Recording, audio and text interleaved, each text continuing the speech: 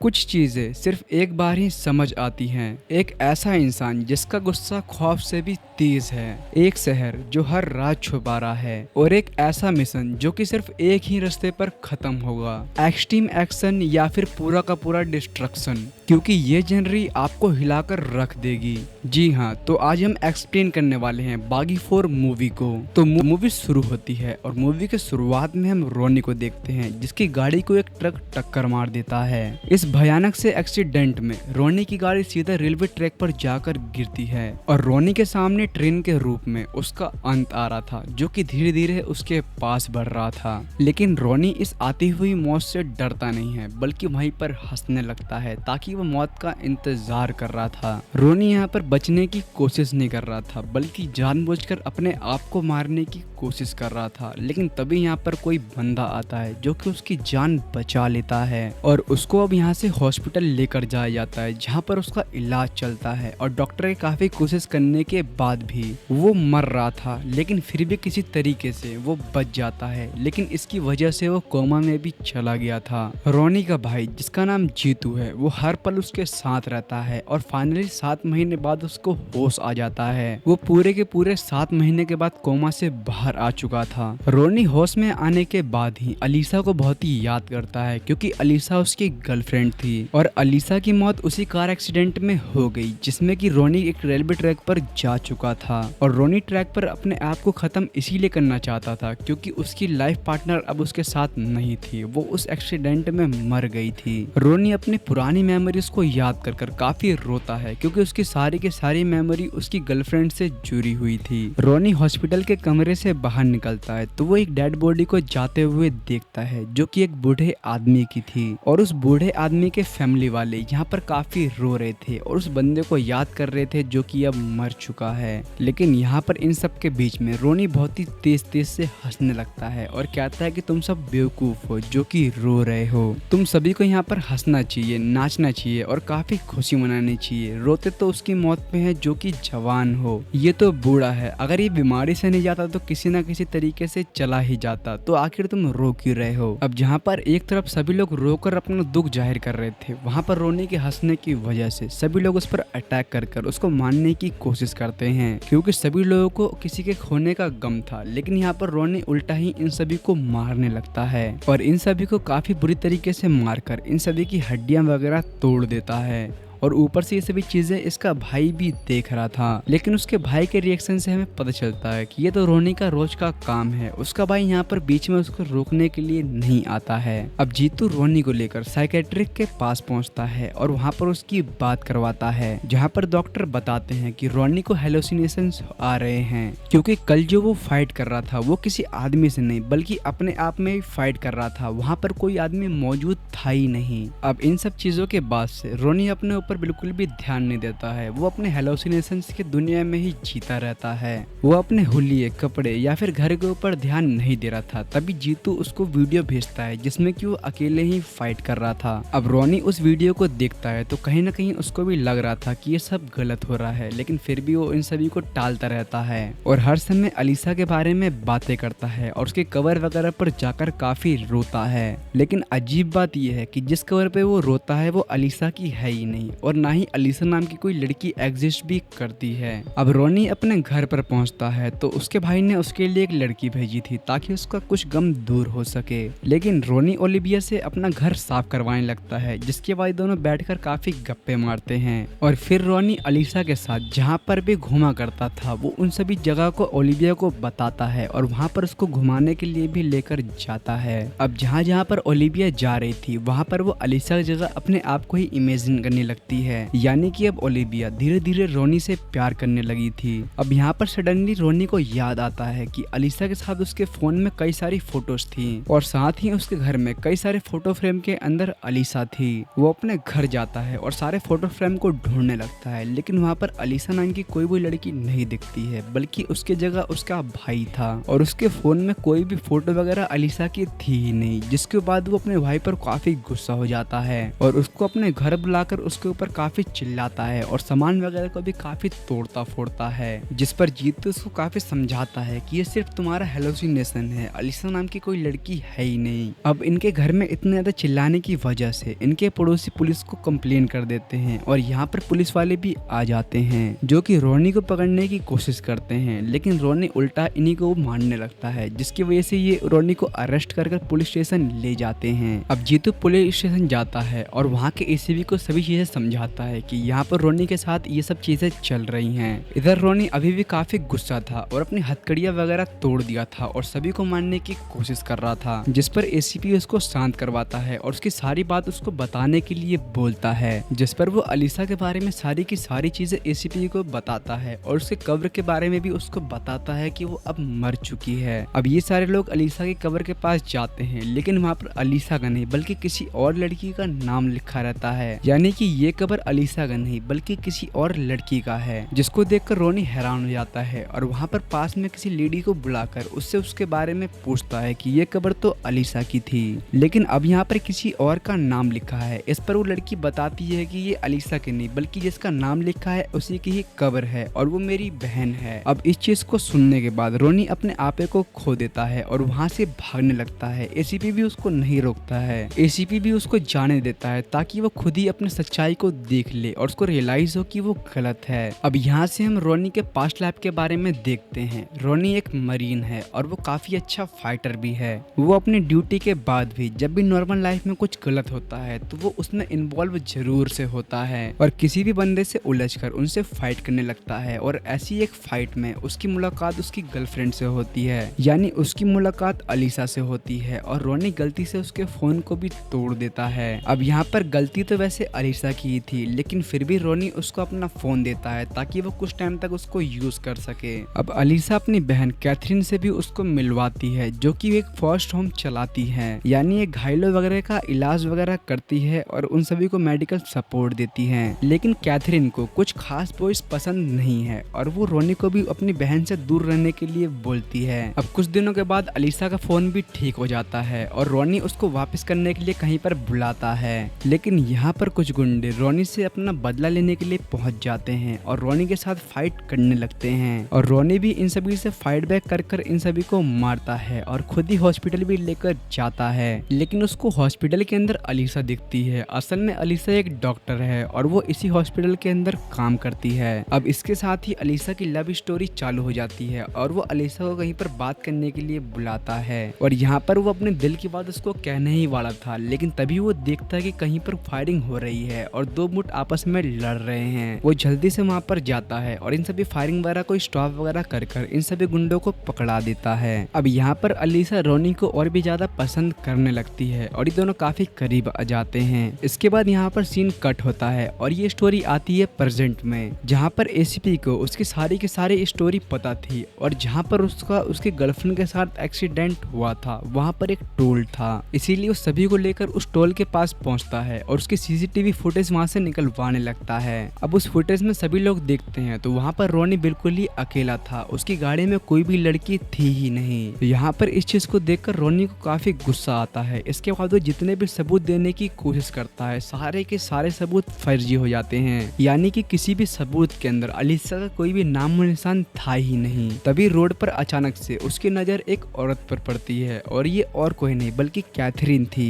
रोनी जल्दी से उसके पास पहुंचता है और उससे अलीसा के बारे में पूछने लगता है, जिस पर वो उससे पहचानने से ही मना कर देती है और बोलती है कि उसका नाम कैथरीन नहीं बल्कि प्रियंका है और ना ही उसकी अलीसा नाम की कोई बहन है। अब यहाँ कर कुछ लोग और पंडित भी कंफर्म करते हैं कि उसका नाम प्रियंका है और उसकी कोई भी बहन है ही नहीं। अब इस बीच यहाँ पर एसीपी आकर रोनी को समझाता है कि तुम ऐसे पब्लिक को परेशान मत करो। तभी रोनी उसका कॉलर पकड़ लेता है और इसी वजह से उसको वापस से जेल में डाल दिया जाता है। अब ओलिविया एक लॉयर के साथ आकर उसकी बेल करवाती है और उसके काफी यहाँ पर बुखार भी हो चुका था और घर पर ले आने के बाद वो उसके करीब आने की कोशिश करती है, लेकिन यहाँ पर वो अलीसा का नाम पुकार रहा था इसीलिए उसके करीब नहीं आती है। अब रोनी को अगले दिन एक पेंटिंग को देखकर याद आता है कि वो अलीसा के साथ मिलकर पेंटिंग बनाता था, इसीलिए वो जल्दी से उस जगह पर पहुंचता है जहां पर वो अलीसा के साथ पेंटिंग बनाया करता था, लेकिन ये पूरी की पूरी जगह जली हुई थी। और तभी यहाँ पर कई सारे आदमी भी आ जाते हैं जो कि उसको मारने की कोशिश करते हैं, लेकिन लेकिन यहाँ पर उसको अभी भी लग रहा था कि ये सब हेलोसिनेशन है और वो कुछ भी नहीं करते हुए बिल्कुल ही शांत रहता है। तभी वो सारे लोग इस पर अटैक करते हैं और यहाँ पर उसको रियलाइज होता है कि उसके ऊपर रियल में अटैक हो रहा है, क्योंकि उसे चोट लग रहे थे और उसके साथ ही उसका खून भी बह रहा था, जिसको आराम से महसूस भी कर रहा था। और ये सभी चीजें हेलोसिनेशन तो नहीं हो सकती थी, इसीलिए वो इन सभी को खत्म कर देता है, बहुत ही ब्रूटली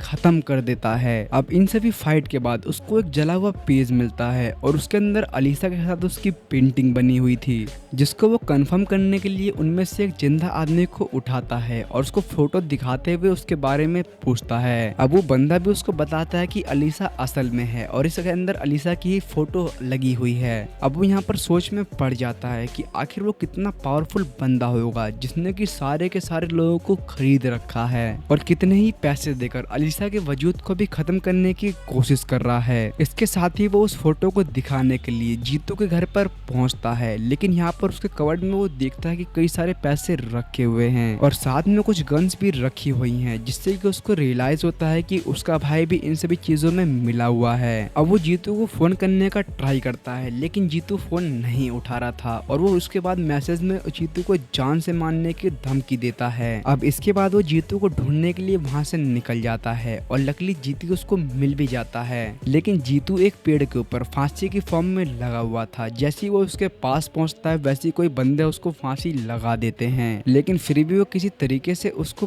बचाता है, लेकिन अब तक उसको गोली भी लग चुकी थी। इसके साथ ही उसके भाई को भी पॉइजन नीडल भी चुभा चुके थे, लेकिन ये सारे लोग यहाँ पर रोनी को नहीं मारते हैं और वो अपने भाई को नीचे उतारता है। सारे लोग यहाँ से जा चुके थे, जिसके बाद वो अपने भाई से पूछता है कि आखिर ये सब क्या हो रहा है। यहाँ पर जीतू बताता है कि उसको बचाने के लिए उसको ये सब करना पड़ा और इसके पीछे बहुत ही पावरफुल बंदा है जिससे तुम्हें बचना पड़ेगा, और यही बताते हुए वो यहाँ पर खत्म हो जाता है। अब एसीबी को पुलिस वालों के साथ जीतू की बॉडी मिलती है और उसकी फोन को चेक करने के बाद यहाँ पर रोनी का उनको मैसेज भी मिलता है, जिसकी वजह से सभी पुलिस वालों को लगता है कि रोनी ने ही अपने पागलपन के अंदर अपने भाई को जान से खत्म कर दिया है। इसीलिए वो रोनी को पकड़ने के लिए उसके घर पर पहुंचते हैं, लेकिन यहाँ पर रोनी नहीं था बल्कि यहाँ पर ओलिविया थी, जो कि रोनी को डिफेंड करते हुए बोलती है कि वो अपने भाई को नहीं मार सकता है। लेकिन यहाँ पर पुलिस वाले उसको ढूंढने लगते हैं, पर ओलिविया रोनी को फोन करके सारी चीजें बताती है और उसको छुपने के लिए कहती है। इधर रोनी अपने डॉक्टर से मिलने के लिए चाहता है, क्योंकि उसी ने उसको हेलुसिनेशन वाली झूठी बातें बताई थी। अब जैसे ही वो डॉक्टर के पास पहुंचता है वो देखता है कि डॉक्टर तो खत्म हो चुका है और उसकी खत्म होने का इंजाम भी रोनी के ऊपर ही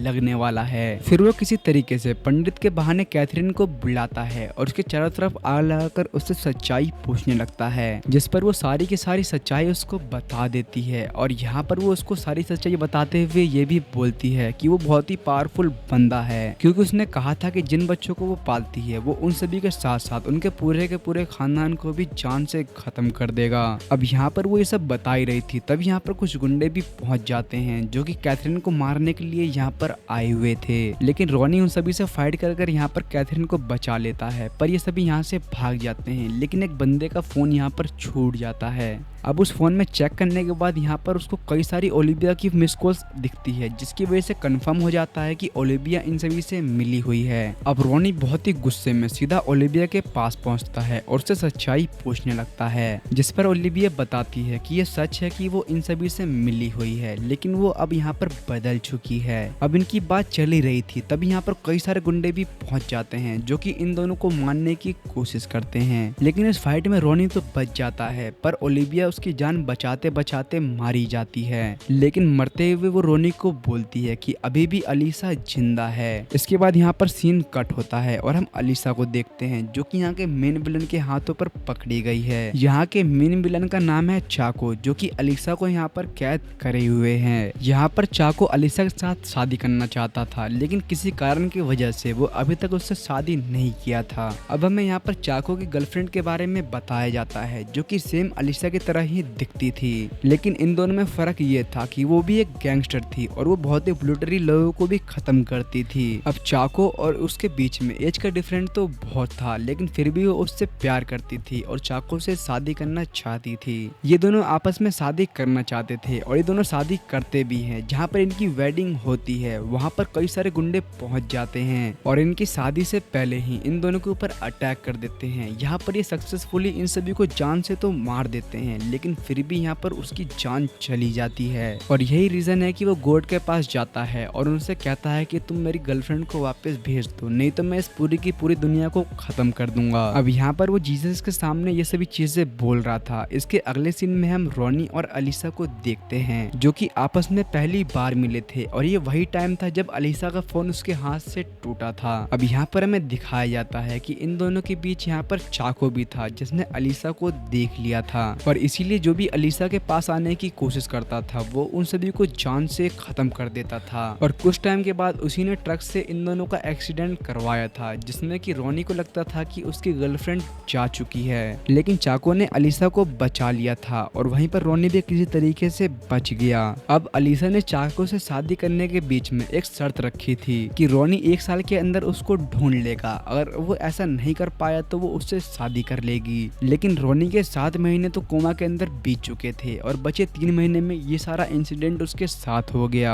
और आज का दिन साल का आखिरी दिन है जब अलीसा ने चाको को चैलेंज किया था, इसीलिए चाको के आदमी जल्दी से पुलिस स्टेशन के अंदर पहुंचते हैं और एसीपी को पैसों से भरा बैग देकर उसको शांत कर देते हैं। यानी इन लोगों ने एसीपी को खरीद लिया था और उसके साथ ही पूरे के पूरे थाने को भी खरीद लिया था। अब ये सभी लोग रोनी को भी पकड़ लेते हैं, लेकिन यहाँ पर रोनी इन सभी से लड़ने की कोशिश नहीं करता है बल्कि शांति से इन सभी के साथ यहाँ पर चला जाता है और ये सभी लोग उसको अलीसा से मिलवाते हैं, जहाँ पर वो अलीसा से साफ साफ कहता है कि वो उससे प्यार नहीं करता है। अब इसका रीजन यहाँ पर नहीं बताया जाता है कि आखिर रोनी ने ऐसा क्यों किया। अलीसा को रोनी के साथ ओलिविया की फोटो भी उसको दिखाई जाती है जहाँ पर ये काफी करीब थे। अब अलीसा को इन सभी चीजों से कंफर्म हो चुका था कि रोनी उसको धोखा दे चुका है और वो अब किसी और के साथ है, इसीलिए वो चाको से शादी करने के लिए रेडी हो जाती है। अब इधर हम रोनी को इन सभी गुंडों के बीच में देखते हैं और रोनी ने वहाँ पर ऐसा इसलिए किया था क्योंकि रोनी अगर ऐसा नहीं करता तो ये सभी ओलिविया को जान से मार देते और साथ में ये पहली बार भी उसको देखने नहीं देते। अब रोनी इन सभी गुंडों के बीच में हंसने लगता है और तुरंत ही अपने हथकड़ियां वगैरह को तोड़कर इन सभी को काफी ब्रूटली खत्म कर देता है। ये सारे सीन्स आपने ट्रेलर में देखा होगा, ये सभी बहुत ही ज्यादा ब्रूटल थे। अब यहाँ पर हमें पता चलता है कि एसीपी ने इसको यहाँ पर भेजने से पहले इसके कान में बताया था कि यही आखिरी चांस है जहाँ पर तुम ओलिविया से मिल सकते हो, इसीलिए जैसा कह रहे हैं तुम वैसा ही करना, बाद में मैं पुलिस फोर्स लेकर वहाँ पर पहुँच जाऊंगा। इसका मतलब अभी भी एसीपी बिका नहीं था, वो रोनी के साथ ही था। अब रोनी इसके बाद इन दोनों की वेडिंग में पहुंचता है और उसके सामने कई सारे गुंडे थे जिन सभी को वो अकेले ही खत्म कर देता है और इसके बाद वो मेन विलन से भी फाइट करता है। चाको के साथ फाइट करने के बीच में अलीसा उसको बोलती है कि तुम उसको खत्म कर दो। अब ये चीज सुनकर चाको को काफी ज्यादा गुस्सा आता है। अब तक इन दोनों की स्ट्रेंथ भी पूरी खत्म हो चुकी थी और ये सारे नील डाउन भी हो चुके थे, लेकिन इस चीज से चाको काफी ज्यादा गुस्सा हो जाता है और वो इस दोनों को खत्म करने के लिए आगे की तरफ बढ़ता है। लेकिन तभी जीसस की मूर्ति उसके ऊपर गिर जाती है जिसकी वजह से वहीं पर वो खत्म हो जाता है और फिर यहाँ पर रोनी और अलीसा आपस में मिल जाते हैं। यही दिखाते हुए इस मूवी का यहीं पर हैप्पी एंडिंग हो जाती है। हालांकि इसके पोस्ट क्रेडिट सीन भी दिखाए गए हैं। तो अगर आपको ये वीडियो पसंद आई तो आप वीडियो को लाइक करें, चैनल को सब्सक्राइब कर देना और कमेंट करके आप जरूर से बताना कि आपको ये एक्सप्लेनेशन कैसा लगा और अगला एक्सप्लेनेशन आपको कौन सी मूवी के ऊपर चाहिए। इसके साथ ही हमने इसकी तरह ही काफी सारी मूवीज को भी एक्सप्लेन कर रखा है जो कि आपके स्क्रीन पर शो कर रही होगी, जिस पर टाइप करके आप इन अमेजिंग वीडियोस को भी देख सकते हो। Thanks for watching guys.